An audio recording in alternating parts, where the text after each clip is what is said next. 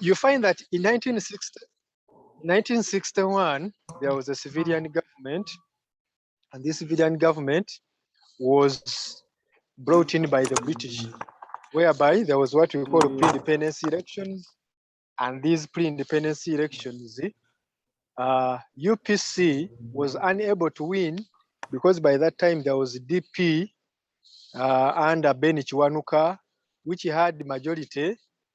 What UPC did was to have a marriage alliance together with the KY, which is Kabaka Yeka. When they had a marriage alliance, they were able to join their parliamentary seats and defeated the DP. And when they defeated, formed the first government. They formed the first government, and that government that they formed, Kabaka Yeka leader, that was the Sir Edward Mutesa, became the president, and the UPC leader, who was Dr. Apollo Milton Obote, became the prime minister.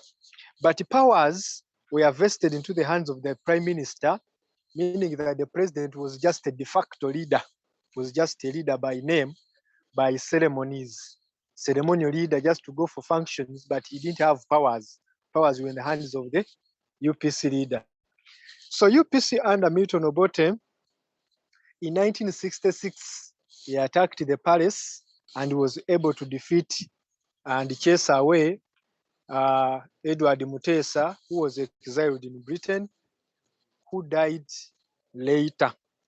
So you find that in 1967, President Milton Obote decided to abrogate the 1962 Constitution. We call it the briefcase Constitution because it was brought in a briefcase from England, Lancaster House. And he introduced his own, known as the Pigeonhole Constitution. And this was a constitution, we call it Pigeonhole because the MPs went and found the papers of the constitution in their pigeonholes in the parliament. They have their lockers, we call them pigeonholes. So they went and found the constitution in those lockers of theirs, and they read through. And that is the constitution that ended what we call monarchical existence, so existence of monarchs, that is kingdoms in Uganda, and he made himself a president, and he was to organize elections in 1967. However, he failed to organize these elections. In 1969, we had what we call the Nakivubo pronouncement. When he was at Nakivubo, he pronounced that Uganda was to go to the left, what we call introduction of the common man's charter, that is joining communism. So we are saying that in 1971, when Milton Obote was away in what we call the Commonwealth meeting in a place called Singapore, he was overthrown by the commander-in-chief of the armed forces. By that time, the chief of the armed forces, Idi Amin Dada. He toppled him and he just communicated to him that I don't want to see you on Entebbe International Airport. When you are back from your meeting, sort yourself. Disappear, go away. We no longer want to see you in Uganda. This was followed by jubilations on the streets of Kampala, whereby many youths and many people jubilated for the end of Obote's regime. Why? Because they were tired of Obote and his corrupt government. The government was corrupt and many other weaknesses of Obote's regime. So when we talk about introduction, just a matter of defining what a coup is. A coup refers to the sudden military overthrow of a civilian government from power by a group of soldiers or by the army. Then from there you say that the 1971 coup took place on 25th of January 1971 when Idi Amin Dada overthrew the government of Dr. Milton Obote in a Commonwealth meeting. I think that is what I can mark as an introduction.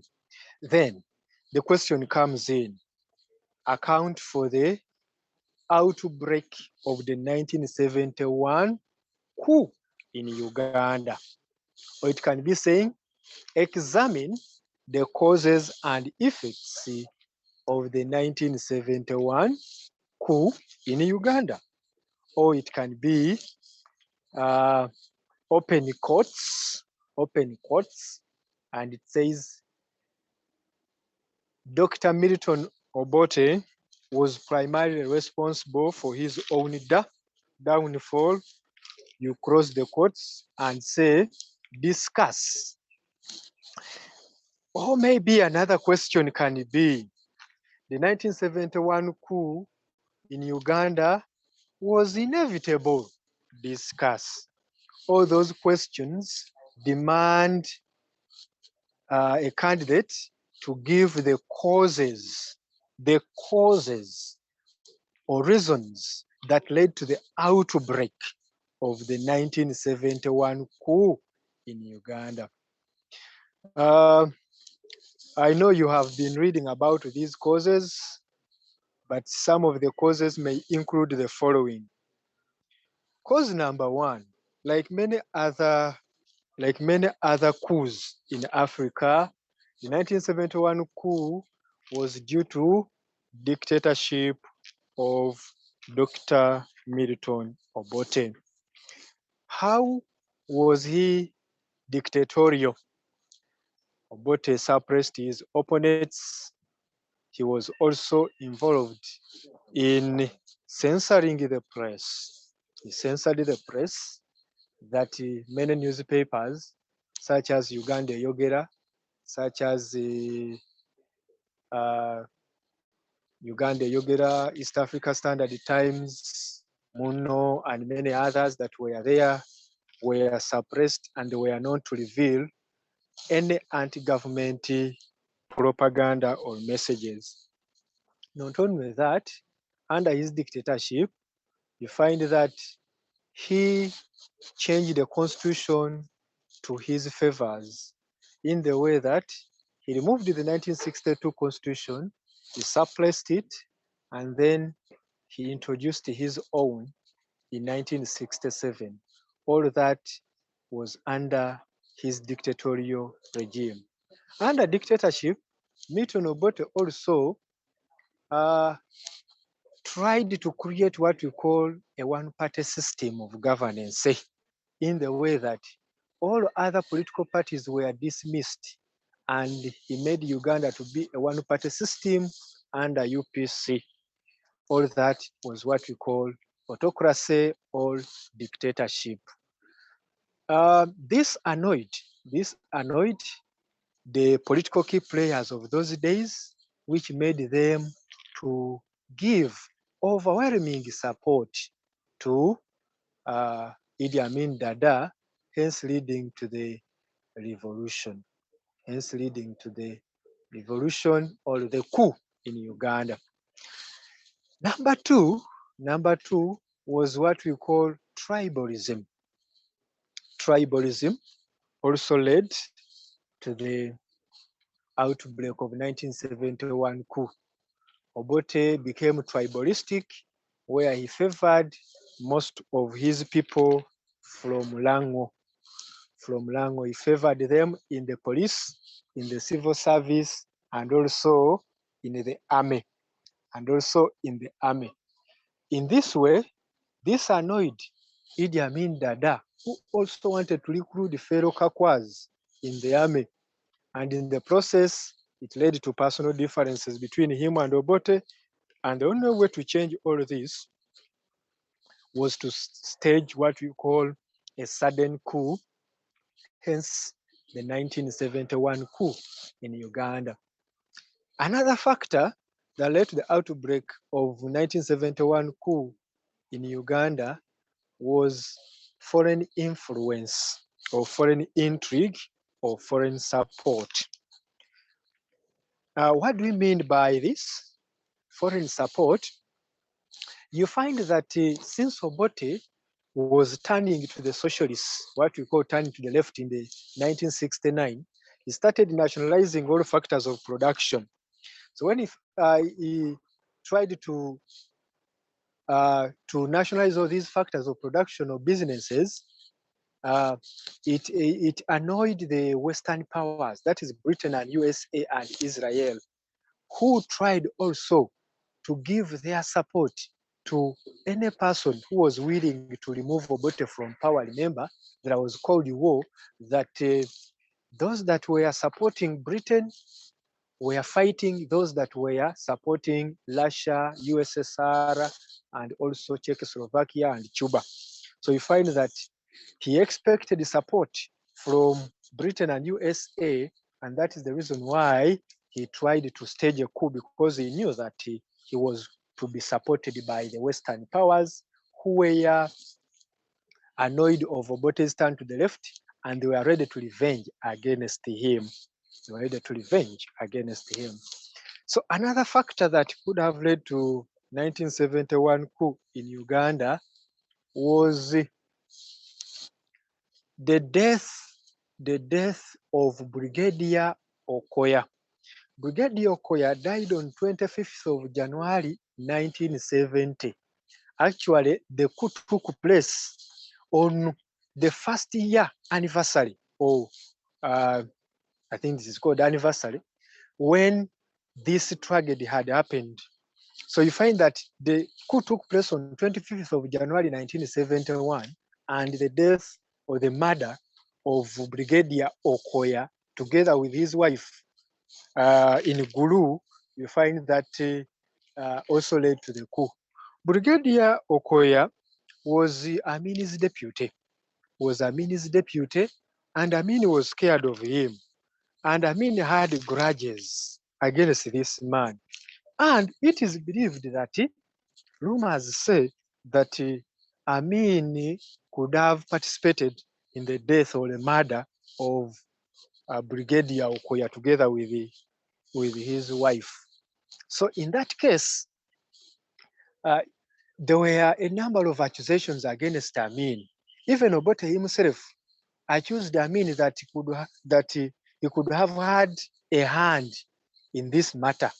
And that's why Amin panicked, and in the process, he saw it worthwhile to stage a coup in order to save his life. Another factor that could have led to the 1971 coup was the desire by Idi Amin to show that he was not coward. One time in 1969, there was what we call a planned assassination against the president, that is Milton Obote. However, it was not successful. On that day, it was here in Lugogo. On that day, Amin was at his residence, I think at Kololo, and when people went, some of his friends, the soldiers, went at his place to tell him the news on what had happened on that day. When they came running, Amin saw soldiers running, coming to his residence. He also hid himself. When he hid himself, you find that he took off. He took off. When I was listening to the story of this man, Awori Agre, he said that he met him somewhere in his jeep.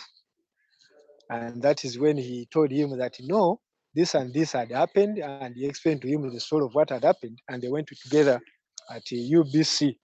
And then later, Amin also went to his own things. So you find that it is true, it happened. So this was a sign of cowardice, that Amin was a coward. Amin was a coward. So in order to change all this, because Brigadier Okoya was the deputy, when he was told about that story, he laughed at him. Amin became a laughing stock that he was a coward. How could he run away from people who had come to tell him the news? So Amin need to prove that he was not a coward. To prove that he was not a coward. Remember, Amin, by his nature, he was the man who wanted to prove that he was a big person and he was energetic and powerful. That's why he participated in the Kenya It was the King's African Rifle, KAR, which was there during the British. He participated even in the World Wars. And you find that he wanted to show that he was a man above the rest. So he wanted to prove that he was not a coward, and that's the reason why he decided to mobilize and he staged a coup in 1970, 1971. Another factor was political insecurity in Uganda by that time also led to this coup. Insecurity was caused by Obote in his ambitious projects.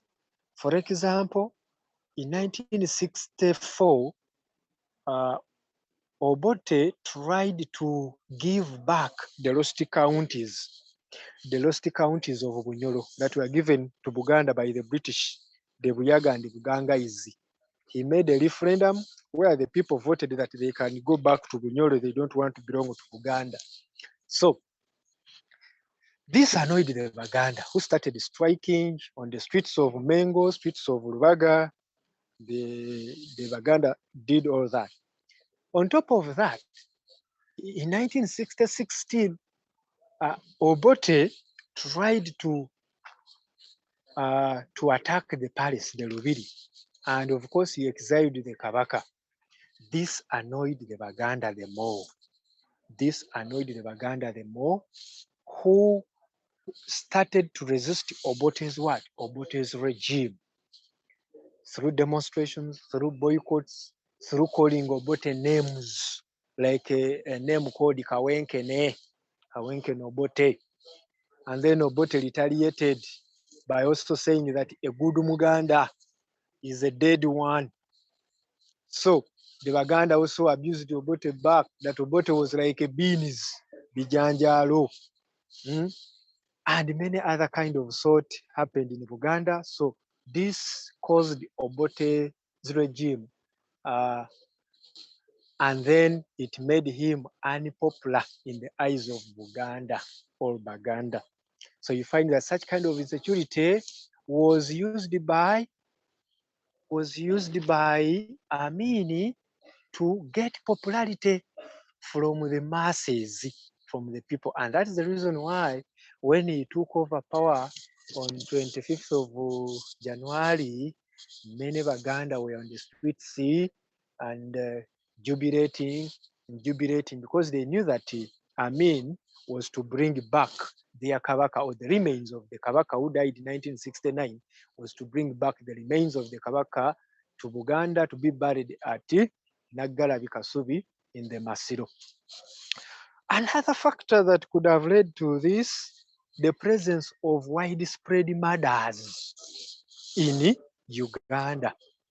As you can hear, these days we have the Jambia kind of in Masaka. By that time they were also there, and they were given a name Kondoism, from the word the people who could go and kill people from their houses. They take away all the properties and destroy all the rest. So you find that such kind of condoism was a problem, and such insecurity and unrest made Amin to come out and promise to the people that he was ready to end such insecurity in Uganda. And of course, when he came to power, he introduced what they call Mayumba Kumi and many others, and the insecurity was solved. So we find that such kind of widespread caused the unpopularity of the government, and therefore they needed another person, and this was used by Amin so that he was able to come to power in 1971. Another one was what you call economic instability, or what you call financial crisis, economic crisis in Uganda, also led to what we call the 1971 coup.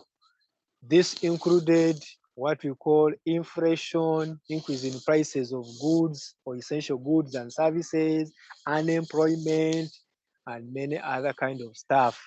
Such kind of economic problems were used by Amin in order to mobilize the masses and the soldiers who were there to stage a coup against uh, Apollo, Milton, or Botten. Another factor that led was what we call divisions in the army. Divisions in the army. Like any other coup in Africa, there was what we call divisions in the army. Why? Because Obote had created his own bodyguard, his own army, his own security organ known as GSU, General Service Unity. So you find that this General Service Unity, it had over 1,000 elite soldiers.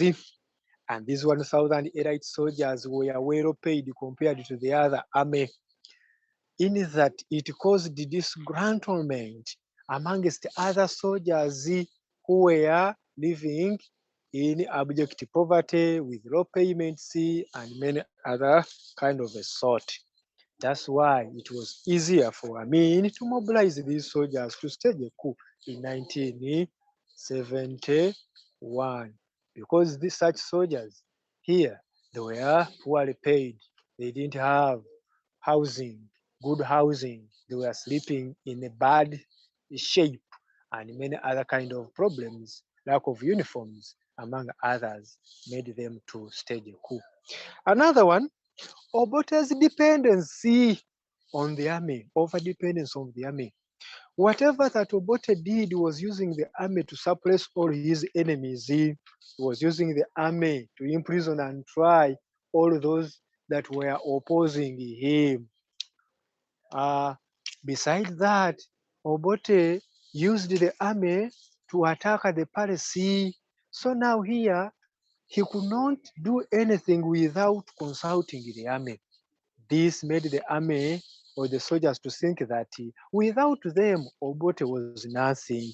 And that's why Amin used such kind of confidence to stage a coup against his boss.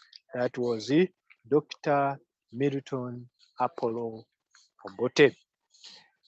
Another factor that led to the 1971 coup in Uganda, of course, Obote's absence was a factor led to the coup.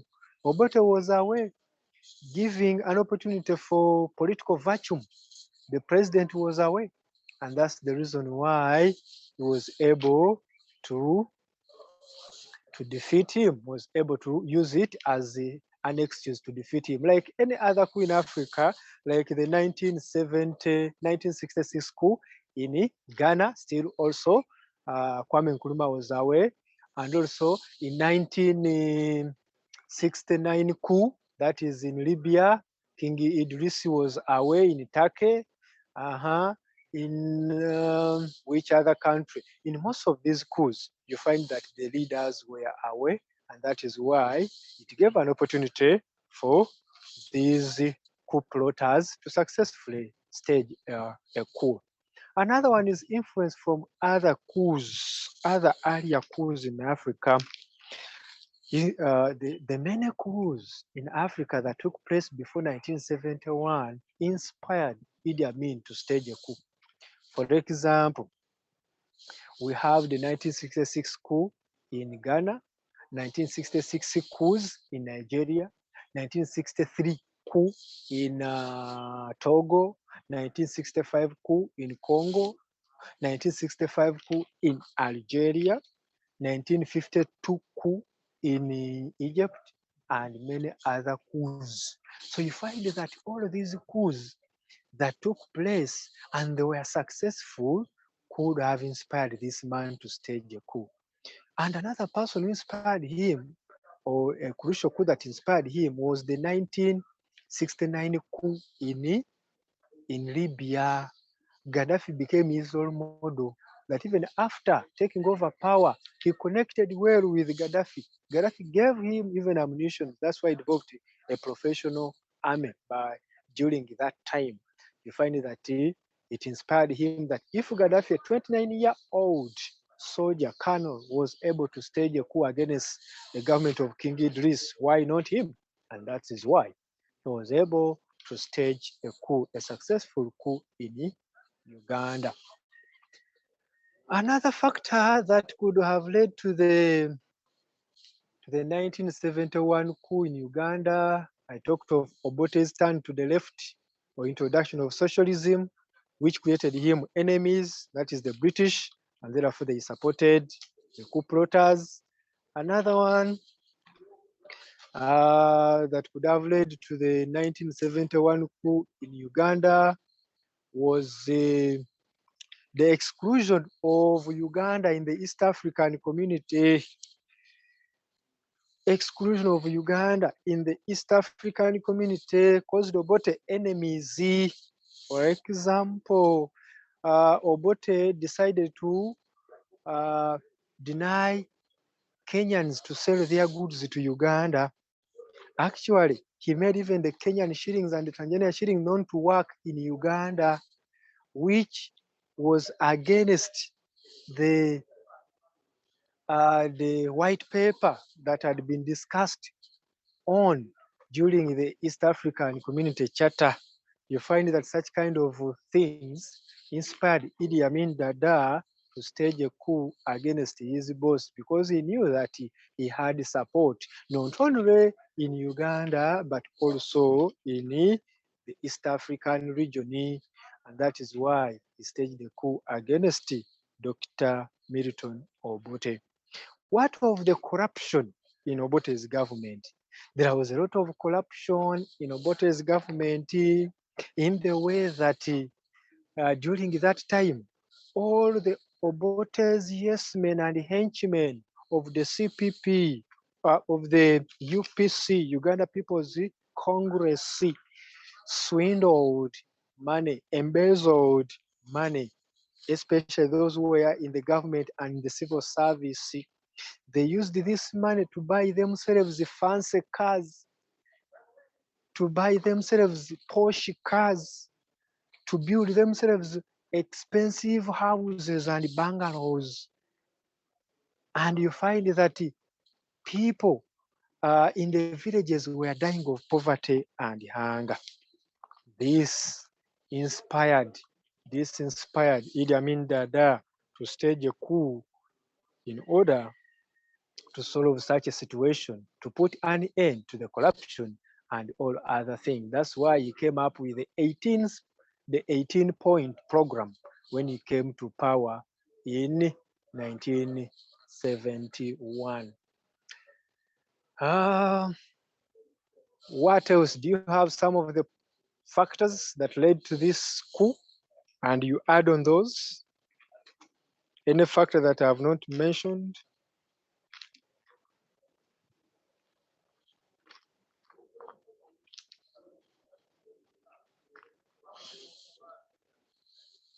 Maybe you are not there. Are you still there? Oh yeah, yeah. Add on at least anyone. At least anyone. It can be correct, it can be wrong. If it is wrong, we shall correct you, but at least anyone.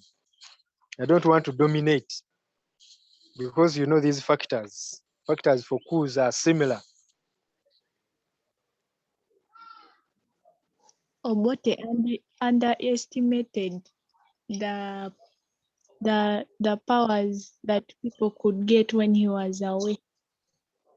Underestimated, meaning that the point which I raised, that the absence of Obote led to the coup. Okay, what about the report, Auditor General's report? There was a report from the Auditor General. Auditor General is that person entitled to see how government money was spent or handled, all the programs. So this Auditor General report by a man known as Onana, he gave a report that a lot of money was swindled or misappropriated or spent by the security and defense ministry, where Obote was among, where Idi Amin was among. And in the due process, it meant that Idi Amin was to explain how that money was spent, was to explain where the money went. And in the due process, when Obote tried to ask him, he behaved by showing him the collar, and in the process, he was able to overthrow him because he was not ready to answer such questions. Maybe he had a hand. So the Auditor General's report made Amini to panic, and in the process, he had to stage a coup in order to avoid answering such queries. Any other point from you people?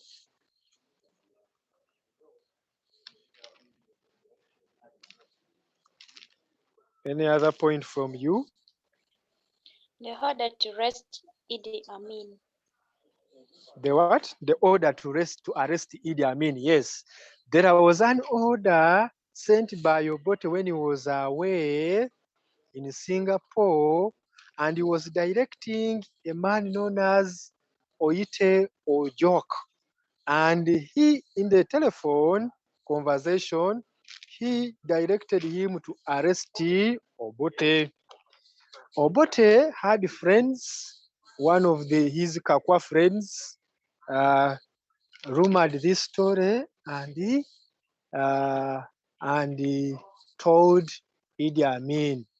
When he told Idi Amin acted before his arrest, and he staged a coup in 1971. Good. Another person? Another person? The exclusion of Uganda from the East African community. Already mentioned. Thank you. Maybe I've just come. I read.